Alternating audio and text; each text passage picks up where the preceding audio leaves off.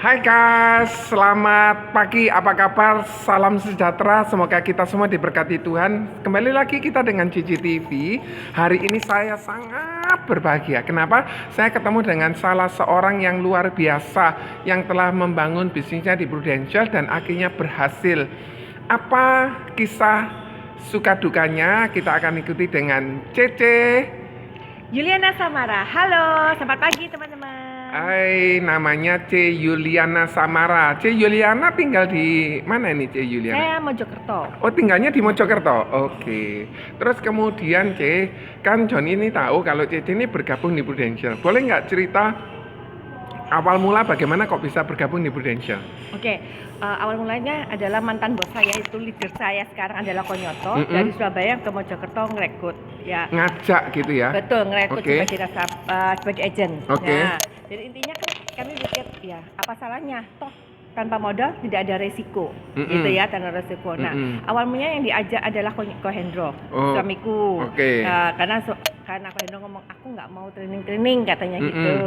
Akhirnya saya merasa sungkan, ini deh pakai nama saya, gitu ya.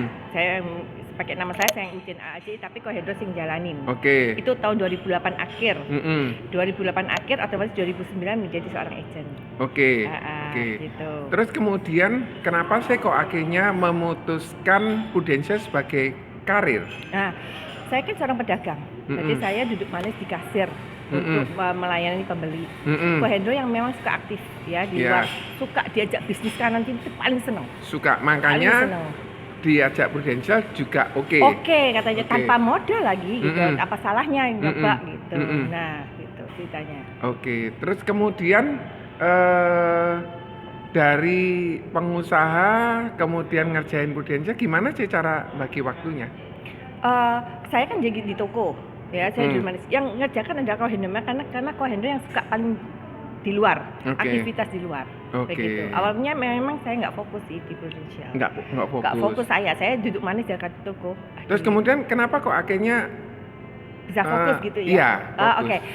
2009 Kohendro ngikutin sistem aja sebagai seorang agent, akhirnya 2010 naik ke manajer. Ngikuti sistem itu seperti apa, C? Sistem ya, otomatis selalu konsultasi kepada leader, ya pasti ada aktivitas.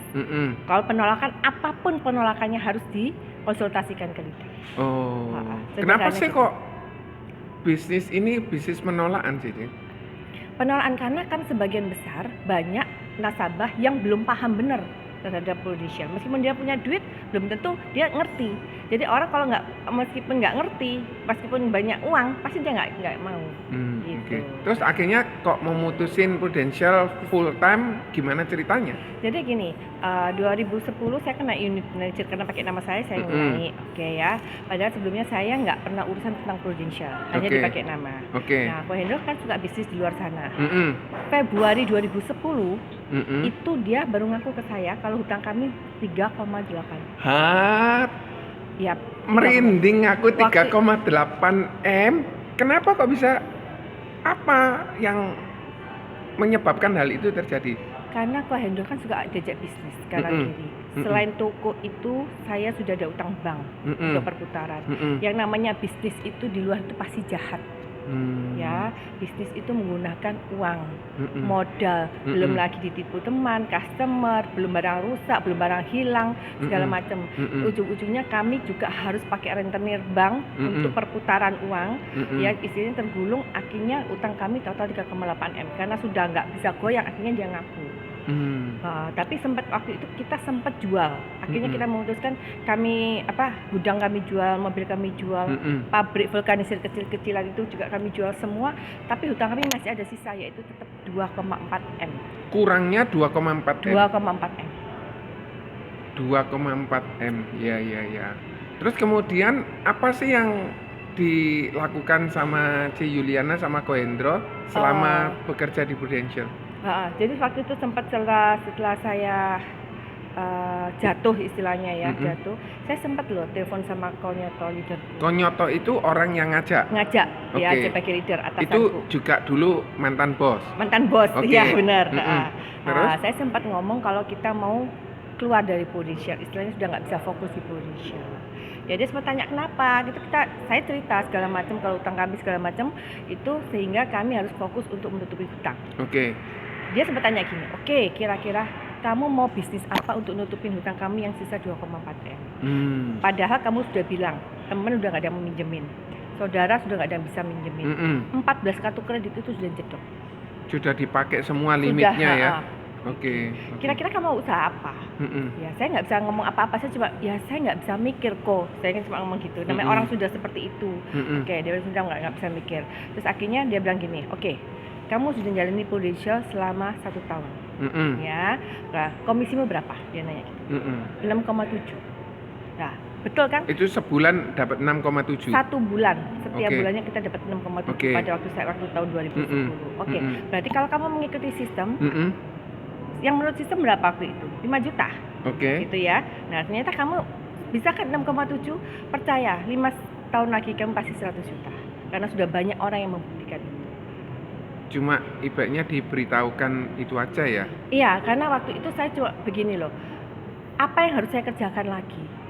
Segala sesuatu yang saya kerjakan harus membutuhkan modal. Dan itu semua perlu dari awal, dan belum tentu jalan loh. Kan gitu. Nah itu sekarang sudah ada satu bisnis ini yang nggak mau saya harus turun. Maka sejak itu saya akhirnya fokusnya di prudential. Lewat toko gitu susah ya untuk ngembaliin segitu besarnya. Bagaimana mau belanja aja, supplier sudah hampir nggak mau masuk, nggak ada bisa bayar. Iya kan. Jadi maksudnya mau kulaan nggak bisa gitu ya? Uangnya ini loh. Uangnya yang nggak ada. Uangnya yang nggak ada. Uangnya nggak ada. Jadi kalau kita nunggu pembeli datang kan pasif. Ya kalau ada yang mau beli itu aja antara masukan dan saya harus membayar setiap hari, bayar supplier aja sudah min misalnya kan gitu. Terus apa yang dilakukan selama setahun itu sehingga dapat 6,7 juta? Otomatis kan Kak Hendra yang jadi agent. Ya, dia selalu istilahnya selalu konsultasi kepada leader, yaitu konyoto, apapun segala penolakan, dan harus aktivitas. Segala sesuatu kalau kita tidak aktivitas itu sama saja dengan bohong. Aktivitasnya maksudnya gimana sih, C? Mau keluar, jadi istilahnya mau menawarkan, jadi prospek, mencari nasabah, menceritakan tentang konsepnya prudential itu. Benar. Jadi pasti ada penolakan atau pertanyaan-pertanyaan yang kita tidak bisa jawab, apalagi sebagai agen baru dong, kayak gitu. Dan itu harus dikonsultasikan. Jadi tidak dipendem sendiri gitu loh. Kan waktu itu CC di Mojokerto, Konyoto di Surabaya, gimana untuk berkonsultasinya? Konsultasi kan bisa lihat telepon. Oh iya, bisa kita lewat bisa lihat telepon. Ya. Kadang-kadang aja kalau kadang-kadang Konyoto datang. Cuma kita biasanya konsultasi kebanyakan pasti lewat telepon. Hampir setiap bukan, hari ya? Ya, jadi intinya bukan karena jaraknya jauh terus nggak bisa, enggak. Gampang saya sudah sistem telepon bisa. Iya. Dan nggak bisa telepon dulu ya pakai SMS, pakai surat. Oke, terus kemudian gimana, tadi kan ada masih utang banyak gitu, terus akhirnya bisa kan pasti menjalani gimana gitu ya. Setelah itu akhirnya setelah Konyoto memberitahu, mengingatkan saya, istilahnya saya seperti diketok gitu ya, mau bisnis apa gitu. Selain itu akhirnya saya sama Kondo fokus di prudential. Berdarah-darah ya, sampai menangis-nangis ya. Berdarah-darah gimana sih? Berdarah-darah itu maksudnya gini loh, saya keluar pagi sampai pulang malam. 1 hari pernah nggak dapat nasabah? Pernah. Bukan artinya meskipun sudah ketemu orang tetap nggak dapat. Bisa saja, tapi kita tetap aktivitas, bisa tetap ada pendekatan, misalnya begitu. Jadi saya melakukan ini terus terang pertama kali karena saya dikejar-kejar hutang. C. Yuliana sendiri, Kohendro sendiri atau? Enggak, saya berbarengan. Saya barengan. Saya barengan. Jadi sampai tengah malam pun tidak ada tanda kutip tanda negatif di luar, misalkan ada kecurigaan, makanya kami berdua. Terus kemudian gimana tahun kedua? Tadi kan tahun pertama 6,7 juta. 6,7 ya. Tahun kedua kalau nggak salah loh ya, saya sudah sampai lupa karena saya sudah hampir 10 tahun di sini kan gitu ya. Congratulations, 10 tahun. Jadi kurang lebih 2 kali lipat ya, 2 kali lipat lebih karena dibanding tahun pertama. Iya, karena kan kita kerja lebih keras, lebih istilahnya kami butuh duit tanda kutip untuk menutupin hutang, aslinya seperti itu. Oke, diawali dengan hutang guys, Iya. akhirnya bekerja lebih sungguh-sungguh lewat Prudential, Nah, bekerjanya bersama-sama suami istri luar biasa ya. Kita bisa belajar dari sosok yang luar biasa ini, kita bisa tiru, kita bisa pelajari. Terus kemudian eh, hutangnya masih belum lunas dong ya? belum.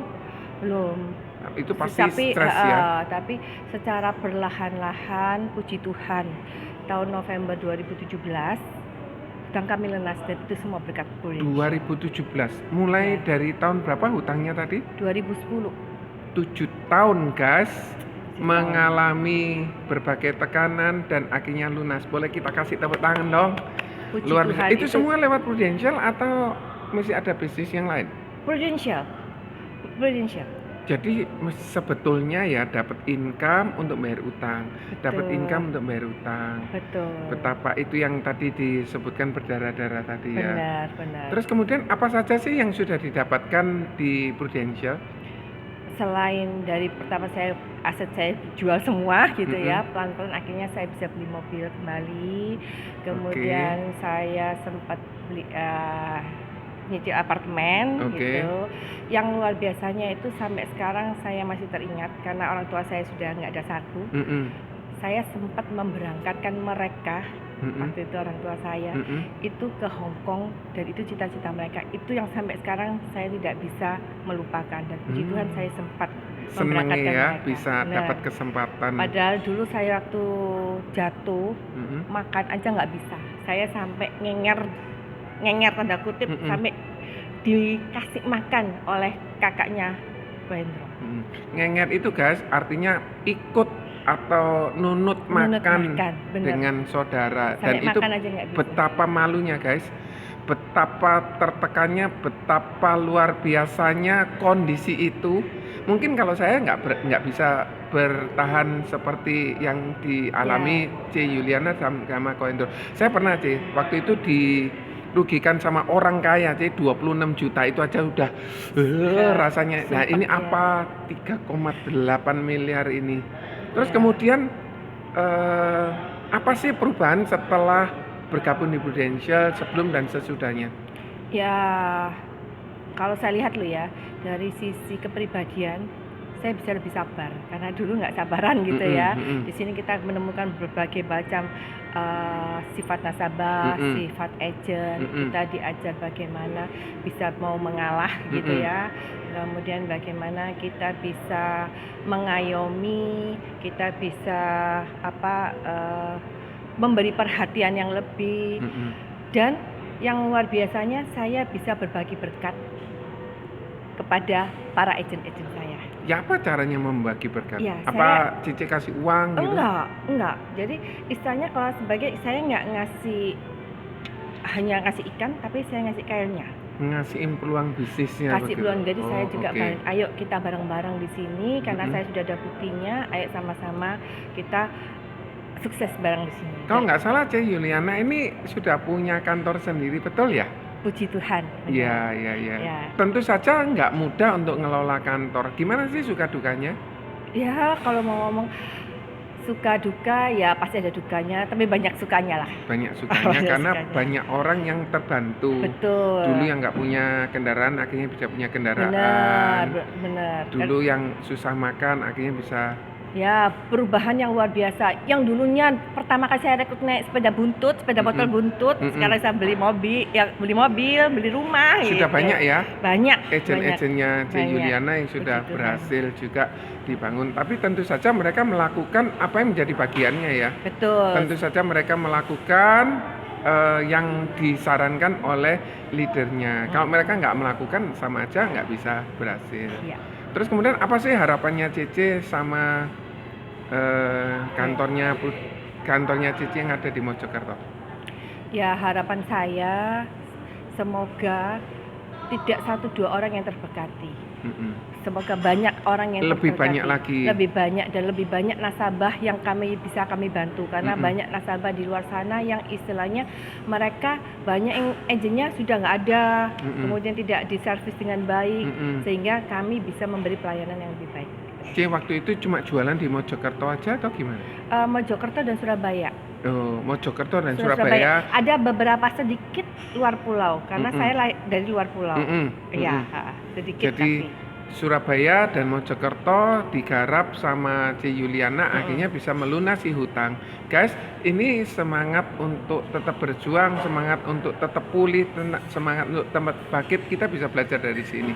C, boleh cerita sedikit atau kasih saran kepada agent-agent yang mungkin mau bergabung, mereka yang mungkin masih baru gitu, boleh kasih. Jadi gini teman-teman, bagi teman-teman yang sekarang ini mau mengubah hidupnya, yang nggak cuma ini aja, ya betul-betul mau mengubah, disinilah tempatnya, ya. Jadi istilahnya kalau teman-teman yang dulunya ada segini-gini aja, selama-lama teman-teman tidak mau mengubah, ya temennya pasti segini-gini aja, gitu ya. Jadi kalau teman-teman mau mengubah, ayo bareng-bareng dan kita betul-betul mau juga mau mengubah aktivitas kita, kita mau mengubah yang dulu kita santai-santai di rumah, mungkin kita tenang-tenang aja, ayo kita aktivitas, kita berbagi berkat buat teman, buat nasabah, buat keluarga, bagi berkat juga buat kita. Soalnya sudah ada contoh-contohnya orang yang berhasil, maka bisa dia, terakhir kira-kira nomor teleponnya C Yuliana berapa? Untuk kalau mungkin ada teman-teman yang di daerah Mojokerto, Surabaya ingin bergabung sama Cici. Oke. Boleh teman-teman catat ya, 0813 0813 3030 3030 3434. Kalau boleh tahu kantornya Cici di mana? Jalan Hos Cokro Aminoto, nomor 35 Blok F. Di Mojokerto ya? Mojokerto. Oke. Kemudian kalau misalnya syaratnya bergabung apa sih, Ci? Mudah sekali. Yang penting sudah punya KTP. Oke. Sudah punya KTP sama buku rekening. Cukup KTP, itu aja. KTP, rekening sudah bisa bergabung. Sudah bisa bergabung. Dan pasti mereka kalau yang ingin mengubah nasibnya, mereka yang mau jujur, mereka yang mau kerja, mereka yang mau aktif bekerja, ya akan bisa merubah nasibnya. Yang dulu nggak punya bisa jadi punya, yang dulu sudah punya akan bertambah lebih punya, bisa mengajak orang-orang yang belum berhasil akhirnya bisa berhasil. Ya, berbagi berkat. Ya, berbagi berkat. C Yuliana, terima kasih. Sama-sama. Punya Instagram, punya YouTube, punya Facebook. Saya punya Instagram. Oke, Instagramnya apa? Samara Yuliana. Samara Yuliana itu. Kalau Facebooknya Yuliana Samara.